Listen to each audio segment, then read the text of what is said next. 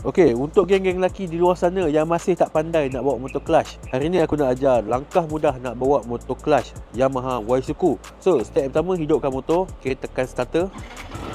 Okey, untuk masuk gear 1, korang kena tekan. Dan sebelum tekan tu, pastikan tarik clutch. Okey, lepas tu tekan sekali, dia akan masuk gear 1. So, untuk gerakkan dia senang saja. Lepas clutch perlahan-lahan. Okey, kamu akan rasa motor ni macam nak bergerak ke depan kan. Lepas tu, pulas minyak sampai dia mengeram macam ni. Lepas tu lepas clutch. Korang tengok tangan saya ni. Okey. So untuk main motor clutch ni, korang kena pandai main level clutch ni supaya motor ni tak mati. So untuk masuk gear 2 dan gear seterusnya, korang kena congkil. Okey, dia akan masuk gear 2. Congkil lagi masuk gear 3. Congkil lagi masuk gear 4 dan congkil sekali lagi sampai masuk gear 5 lah.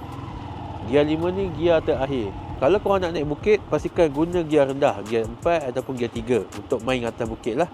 So kalau rasa info ni berguna, jangan lupa like, komen dan share. Kita jumpa lagi pada next video. Bye bye.